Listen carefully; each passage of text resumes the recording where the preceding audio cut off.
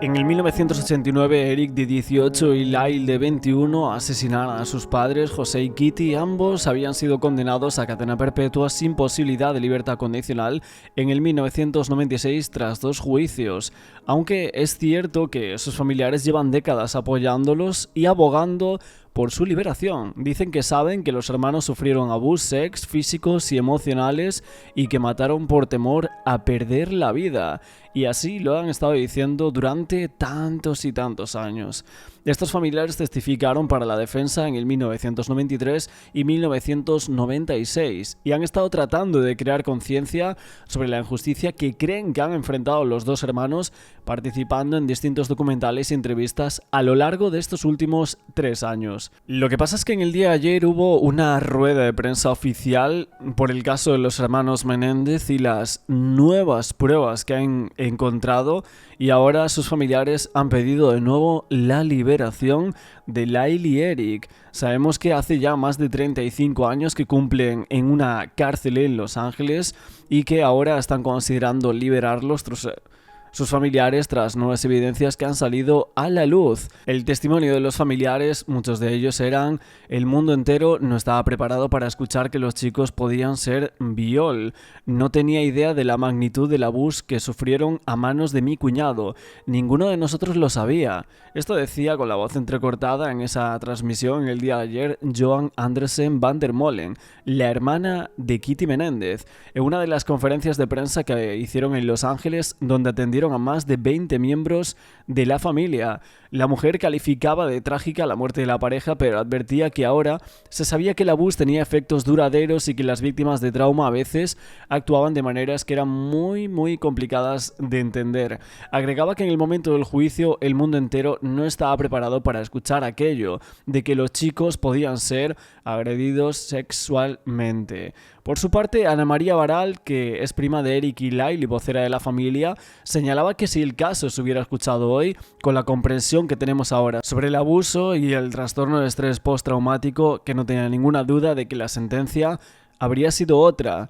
Mark Geragos, abogado de los hermanos, consideraba que los dos hermanos debían ser liberados tras las nuevas pruebas presentadas en el caso a la oficina del fiscal de Los Ángeles, George Gascon.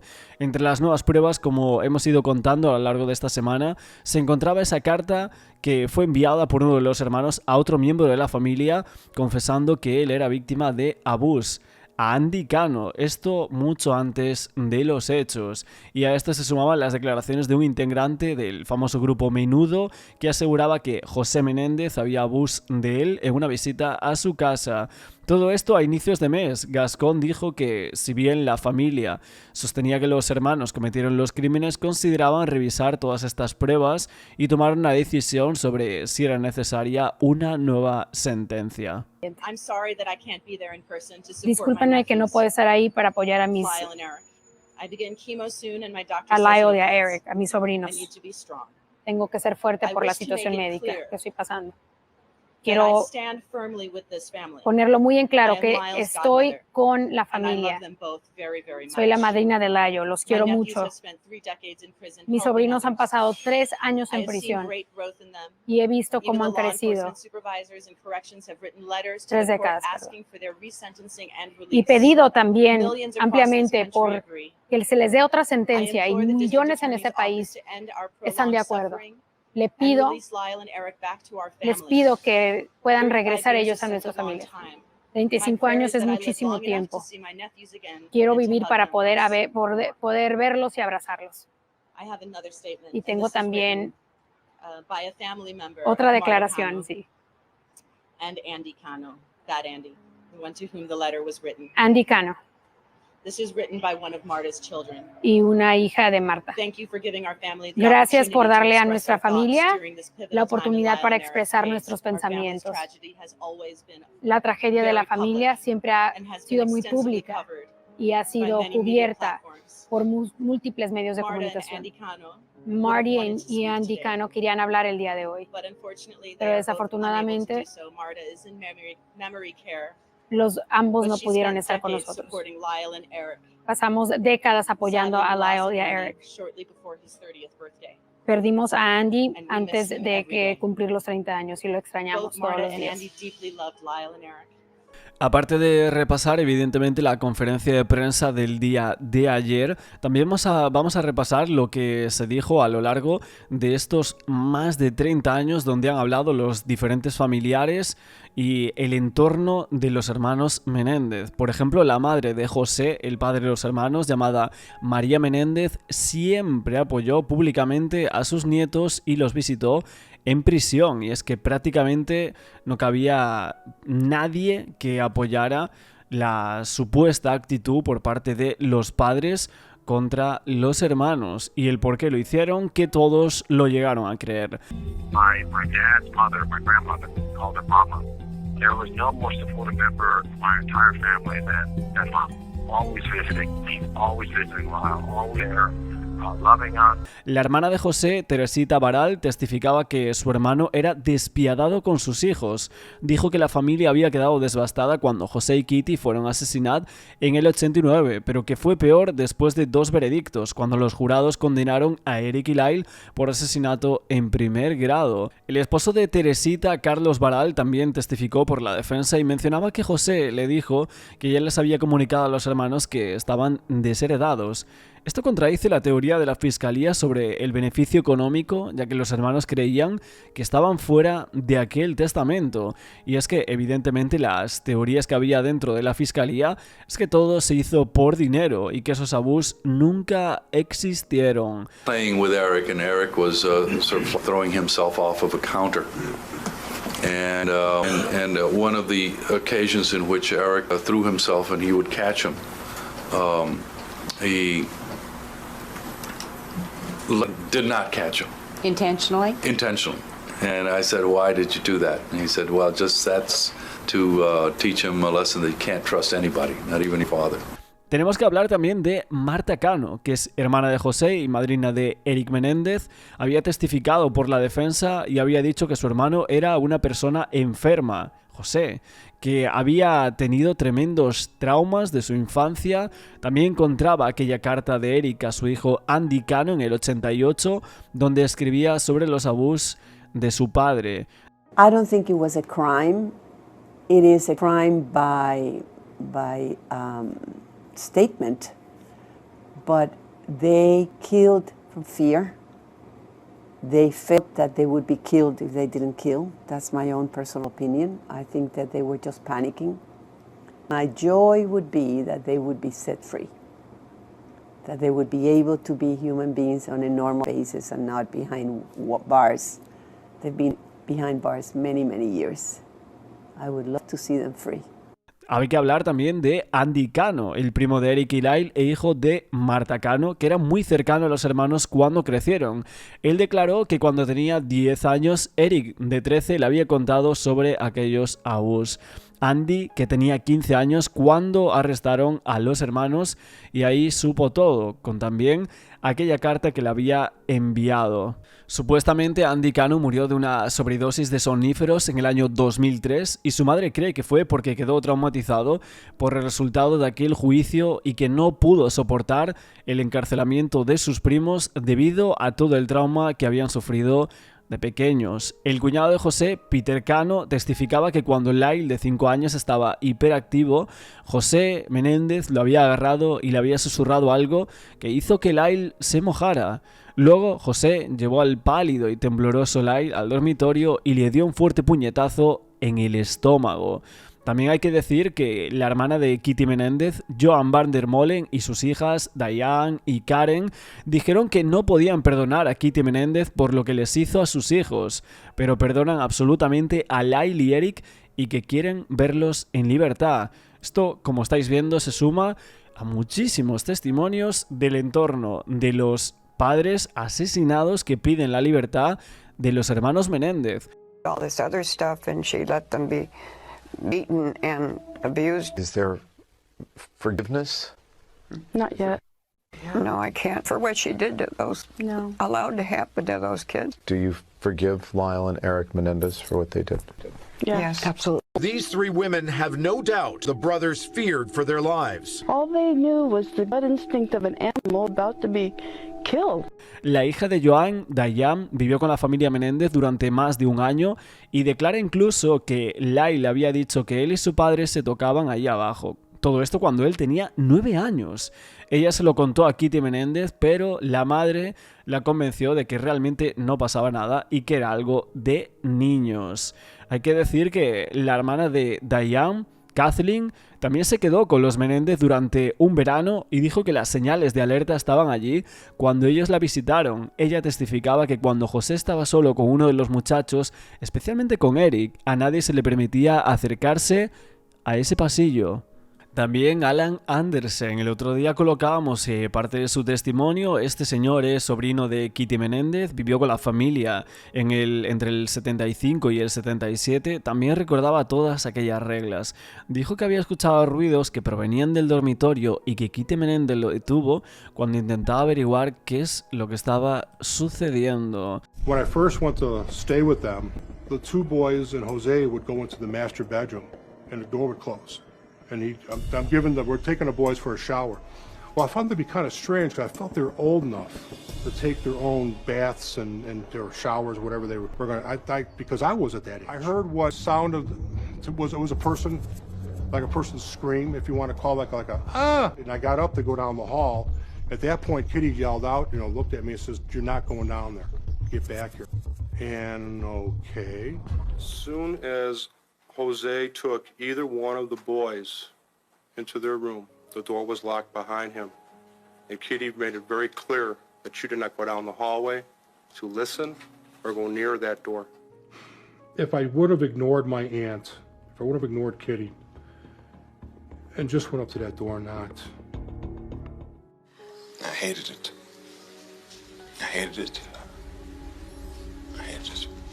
También, por otro lado, la madre de Alan y cuñada de Kitty, Patricia Andersen, testificó en uno de los juicios para la defensa y hablaba sobre cómo Eric Menéndez y Lyle fueron tratados después de perder al tenis y varios partidos.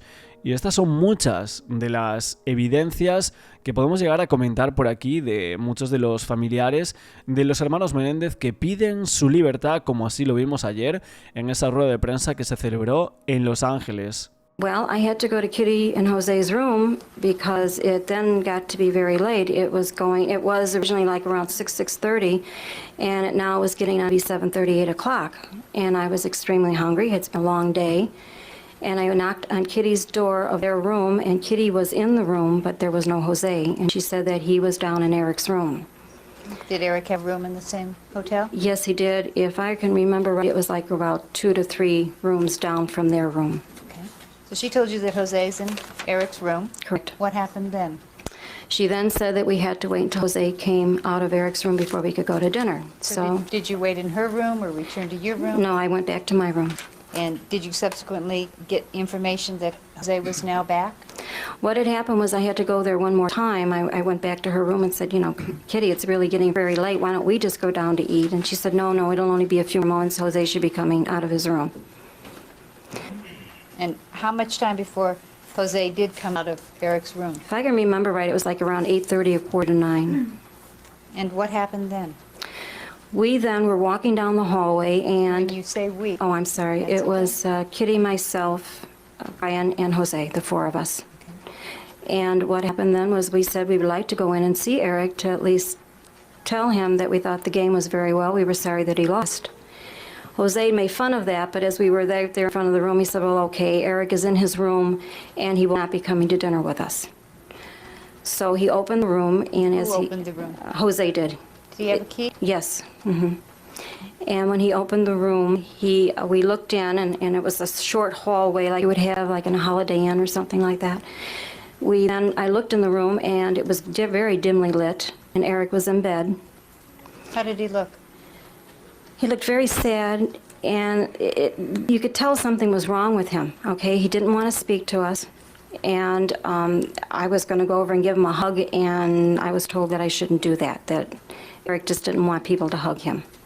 En uno de los comunicados que enviaba la familia de los Menéndez por el tema del documental de Netflix, decía lo siguiente: Somos prácticamente toda la familia de Eric y Lyle Menéndez, somos 24 personas y hoy queremos que el mundo sepa que apoyamos a Eric y a Lyle. Oramos individual y colectivamente por su liberación después de haber estado encarcelados durante 35 años. Los conocemos, los amamos y los queremos en casa con nosotros.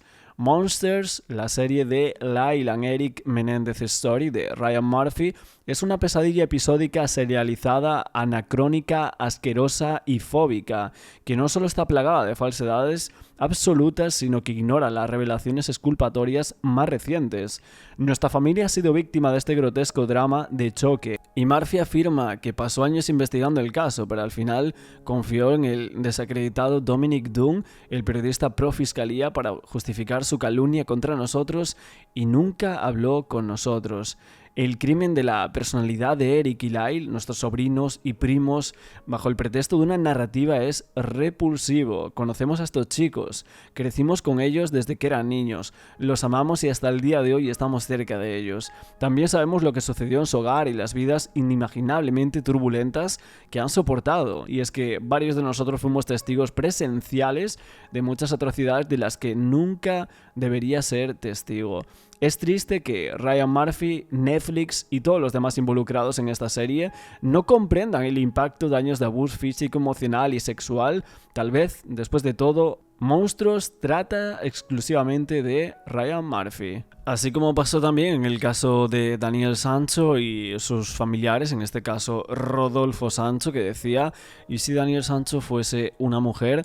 Por los relatos de la supuesta agresión sexual por parte de Edwin Arrieta. En el caso de los hermanos Menéndez, pues vienen un poco precedidas también las palabras de Ana María Baral, sobrina de José Menéndez, el padre de los hermanos, que dio unas declaraciones también algo similares en esta concurrida conferencia de prensa, diciendo que hemos evolucionado, pero ¿y si fueran las hermanas Menéndez? Parece que no estarían detenidas. Baral se refería a cómo la sociedad y el sistema judicial trataban y consideraban a las víctimas masculinas de agresión sexual hace 3 décadas, algo que los fiscales también habían reconocido.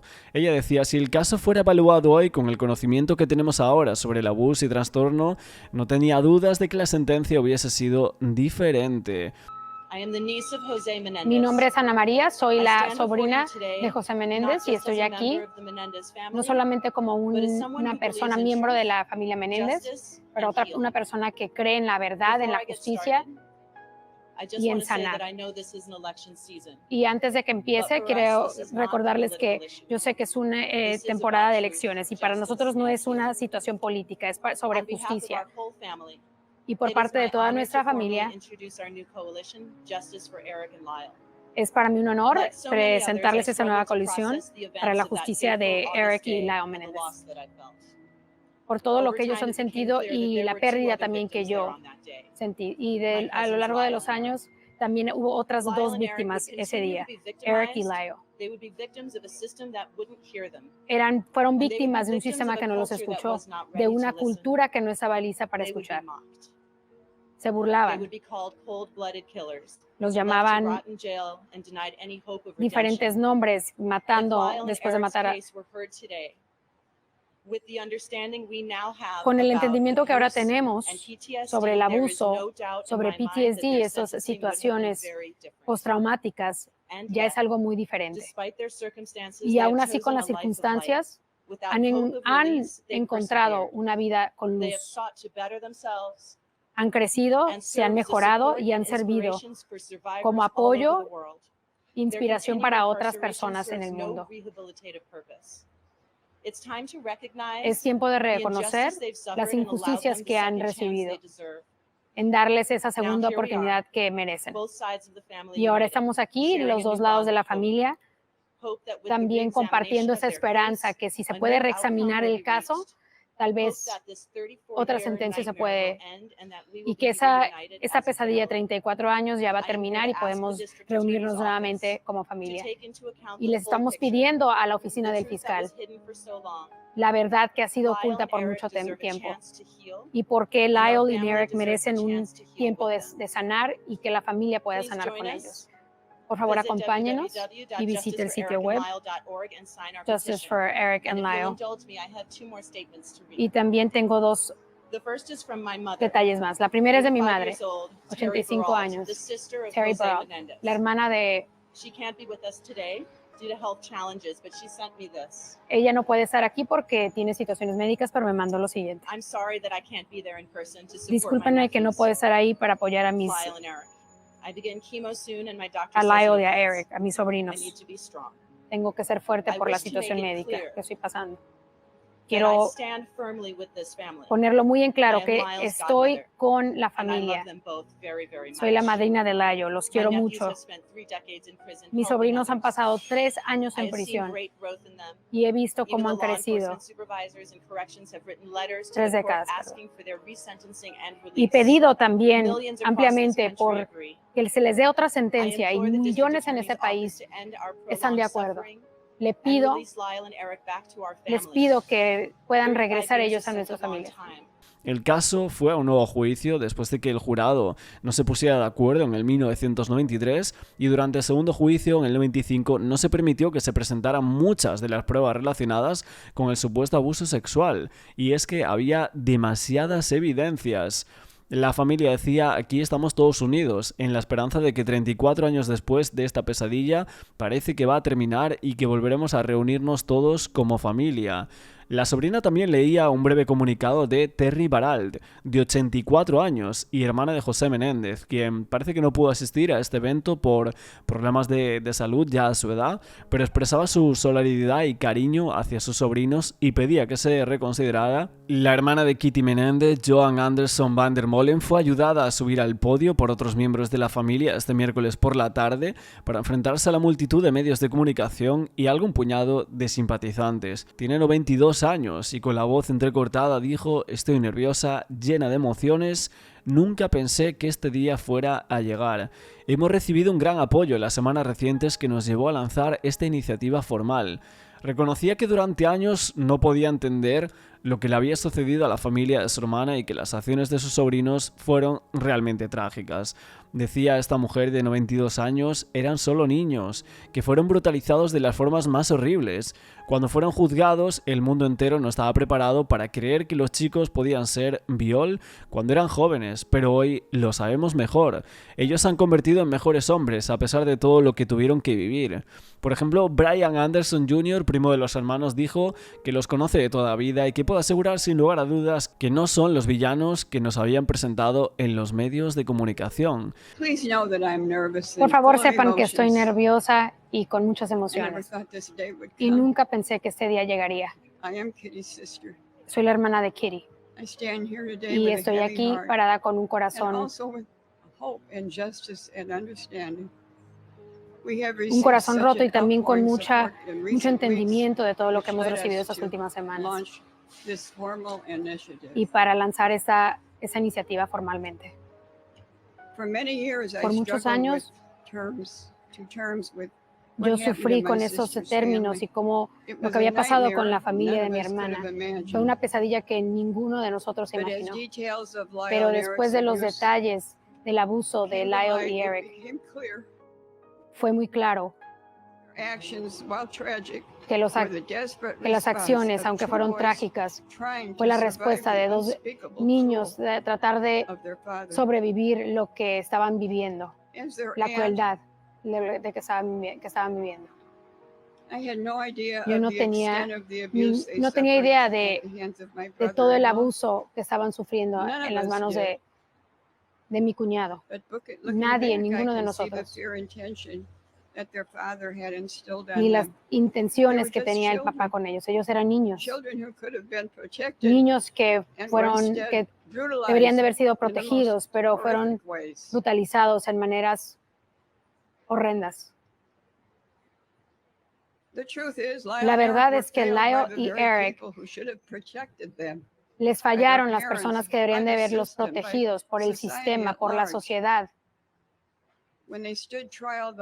Cuando estuvieron en el juicio, todo el mundo no estaba listo, perdón, el mundo no estaba listo de que niños pudieran ser abusados sexualmente o que jóvenes, hombres jóvenes, pudieran sufrir de violencia sexual. Pero ahora ya sabemos mucho más y sabemos los efectos de este abuso y el trauma que ocasiona, que también es una situación muy difícil de comprender. En los años desde que fueron sentenciados, también lo que entendía la sociedad del abuso sexual que puede sufrir una persona ya ha crecido, el entendimiento ha crecido. Entendemos que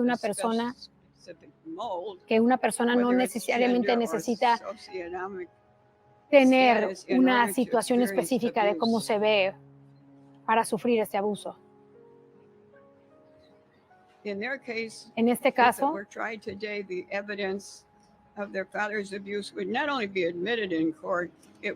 el día de hoy, si fuera nuevamente el juicio, estas situaciones también hubieran traído un poco de contexto sobre por qué se portaron y hicieron lo que tuvieron que hacer. Y la sentencia hubiera también incluido el trauma que ellos sufrieron. Lyle y Eric ya pagaron un precio muy alto, desbordado por un sistema que no reconoció lo que sufrieron. Ya superaron, han crecido y se han convertido en mejores hombres a pesar de todo lo que han vivido. Es tiempo de darles la oportunidad de vivir el resto de sus vidas libres de lo que han hecho en su pasado. Obviamente nos preguntamos ahora mismo qué es lo que se espera, porque a principios de este mes el fiscal del Distrito del Condado de Los Ángeles, Gascón, celebraba esa conferencia de prensa en la que anunciaba que su oficina estaba reexaminando el caso y la posibilidad de uno de los escenarios, ¿no? Volver a sentenciar a los hermanos o darles un nuevo juicio. Las conclusiones y esta decisión de su oficina parece que se van a dar a conocer en una audiencia a fines de noviembre. La oficina de Gascón ha emitido un comunicado el miércoles por la noche diciendo que, si bien los fiscales no podían hablar públicamente del caso, decía que supiéramos que su oficina estaba dedicada a un proceso minucioso y justo y que estaba explorando todas las vías disponibles para garantizar que se hiciese justicia 34 años después. La familia obviamente le está pidiendo a George Gascón que recomiende que se les vuelva a sentenciar, una opción que podría llevarlos a quedar libres si un juez aprobase dicha orden.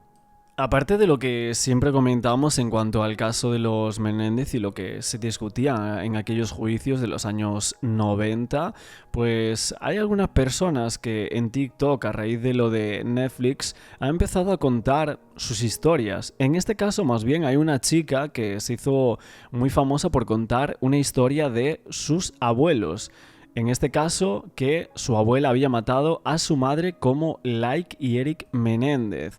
Esto es lo que cuenta una chica en sus redes sociales, en este caso en TikTok, que se atrevió a lanzar esto. En los años 90 había ocurrido eso, cuando su abuelo tenía 60 años, parece que se estaba... Una publicación que muchos grupos dentro del caso de los hermanos Menéndez empezaron a colocar dentro de sus redes sociales y en las cuentas sobre este gran caso, y que decían que les recordaba muchísimo todo el testimonio que contaba esta chica y las cosas que decía acerca del caso de su abuela y su madre. Her mom in the same fashion as Eric and Lyle Menendez killed their parents. Scratch that, it was actually in a much more brutal and gory way. And there are so many similarities between the two cases, yet their outcomes are completely different. So let's talk about it. In September of 1990, my grandma Chris was giving her mom Lois a bath. Lois was in her 60s and was recovering from a hip surgery, so she needed the extra help. And my grandma didn't mind going to her home to help her. They both lived in Yakima, Washington, which is my hometown. At some point during the bath, my grandma brought up her childhood and how she was severely sexually abused by one of her stepdads. I won't go into detail about the abuse, but just know that it was really bad. This is when Lois reportedly admitted to knowing about the abuse the entire time it was happening, but she blamed my grandma for it and not the stepdad. What followed has never really been explained, but an altercation happened that resulted in Lois, my great-grandma, drowning. Instead of calling the police, my grandma went back to her house, which was right down the road, and didn't say a word to anybody. Over the next 2 days, according to what my grandma said, she couldn't stop hearing Lois's voice, even though at this point, Lois Lois had long been dead. So my grandma went back to her house where she was still in the tub, obviously, and she proceeded to dismember her mom with a handsaw. She cut her body into 8 pieces, focusing on her jaw because she said she needed her to stop talking. And then she threw what was left into a local landfill. She took the major pieces, which included her head, artificial hip, and jaw, and put them into 2 garbage cans and then filled them up with cement. My grandma then rented a storage unit where she hid her mom's body parts for 2 whole years. Now, during this time, she was spotted by Lois's neighbors in her backyard with a blue tarp and a shovel. But she would go on to tell everyone, including the police, that Lois had taken a spontaneous trip to Hawaii with a rich man that she had recently met. She even faked letters claiming to be Lois that she then sent to everyone, trying to make things look less suspicious. I still have one of the letters, and it's honestly really creepy to read knowing the truth behind it. During this time, my grandma cashed Lois's social security checks and even sold her second home and kept the money. In total, I think she stole around $140,000. People started suspecting that she could have been involved in her mom's sudden disappearance, and after investigators started focusing on her, she turned herself in 2 years later. Now, during the trial, the defense argued that my grandma just snapped because she had PTSD from the severe trauma that she experienced as a child. It was argued that my grandma's mental growth was stunted because of the abuse, and so when her mom admitted to knowing about it the entire time, it pushed her over the edge, causing her to commit murder. Because of this, my grandma was convicted of second-degree manslaughter and served just under 2 years in prison. She's been out ever since, living in the exact same house as she was during the murders. Because of how much attention that the Menendez brothers story is getting, it's caused me to really compare the 2 cases, and I just can't help but notice how similar they are. It's kind of scary, but the only difference is my grandma only served 2 years in prison. She's gotten to live a relatively normal life ever since. Meanwhile, the Menendez brothers are serving a life sentence. They didn't get a life, and I just don't think that's very fair when there are cases almost identical to theirs with such different outcomes. Don't get me wrong, murder is bad, and no shade to my grandma, but it's not hard to see why she got out and they didn't. In both cases, the suspects killed their parents in a brutal way, and technically speaking, my grandma was probably a little bit worse with how she did it. They both lied to cover it up afterwards, but while Eric and Lyle only lied for 6 months, my grandma lied for years. They both spent their parents' money after the fact, which doesn't look good in either cases, and they were all victims of horrific sexual abuse as children. Yet for some reason, my grandma was seen as a victim while Eric and Lyle weren't. And I know for a fact it's because men who experience sexual assault even as children a lot of the times aren't seen as victims. And it's a shame because they were victims and they are victims, just like my grandma was. And this all happened around the same time, so it's just really crazy how similar they are, yet how different everything ended up for them. I just cannot stop thinking about this, and it is really eating at my brain. I'm just really hoping that the new evidence in the Menendez brothers case will be taken into account. They deserve a life too.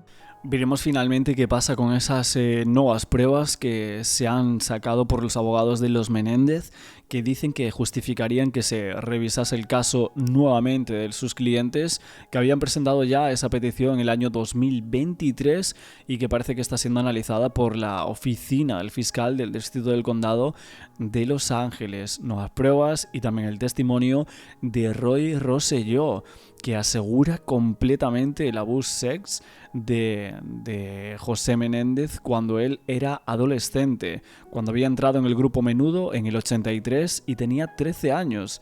Y a finales de ese año el grupo había firmado un contrato con la compañía discográfica RCA, de la que José Menéndez era entonces vicepresidente ejecutivo. Dice que cuando tenía 14 años, pues asegura incluso en aquel documental que la viola había ocurrido en la casa de Menéndez en New Jersey, que fue llevado allí por Edgardo Díaz, manager y productor del grupo, a quien en el año 2014 también acusó de haber viol. Además, en el 2023, además de esa carta que ahora os estaba relatando por aquí en este vídeo y esos dibujos que también habían salido en la plataforma de Netflix para esa nueva temporada de Monstruos. Por supuesto, hoy lo dejamos aquí en este nuevo vídeo sobre el caso de los Menéndez. Espero que os haya gustado muchísimo. No olvidéis el like, suscribiros al canal con la campana y nos vemos mañana con un nuevo vídeo.